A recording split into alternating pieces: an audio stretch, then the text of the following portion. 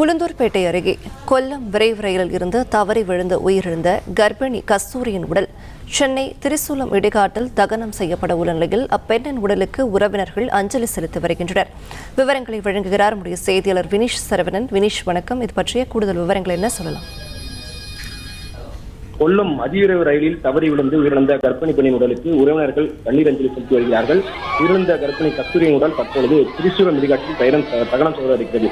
தென்காசி மாவட்டம் சங்கரன்கோவில் பகுதியைச் சேர்ந்த சுரேஷ் கஸ்தூரி தம்பதியினர் தனது வளைகாப்பிற்காக சொந்த ஊரான மேல நீலிதநல்லூர் பகுதிக்கு நேற்று முன்தினம் சென்னையிலிருந்து கொல்லம் விரைவு வண்டியில் சென்றிருக்கிறார்கள். நேற்று முன்தினம் மாலை 4 மணி அளவில் சென்னை எழும்பூரில் புறப்பட்ட ரயில் உளுந்தூர்பேட்டை கடந்து பூமாம்பாக்கம் பகுதியில் சென்றபோது கஸ்தூரிக்கு திடீரென வாந்தி மயக்கம் ஏற்பட்டிருக்கிறது.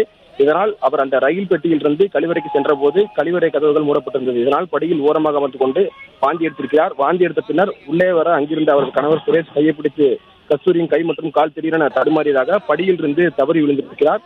இதனை அறிந்த கணவர் அவர்கள் அந்த S9 பெட்டியில் இருக்கக்கூடிய அபாய சங்கிலியை பிடித்து இழுத்திருந்தார்கள். ஆனால் அந்த சங்கிலி வேலை செய்யாது என கூறப்படுகிறது. அதே போல S10 பெட்டி இருக்கக்கூடிய அபாய சங்கிலியை இழுத்து ரயிலை நிறுத்தியிருக்கிறார்கள். ஆனால் ரயிலானது 10 கிலோமீட்டர் தூரம் சென்று நின்றிருக்கிறது.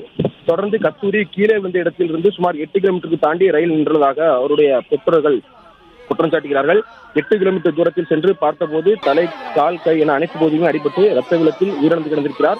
ரயில்வேத்துறை அதிகாரிகள் கஸ்தூரியின் உடலை மீட்டு விருதாச்சலத்தில் இருக்கக்கூடிய அரசு மருத்துவமனைக்கு உடலை உடற்கூறு ஆய்வுக்காக அனுப்பி வைத்திருந்தார்கள்.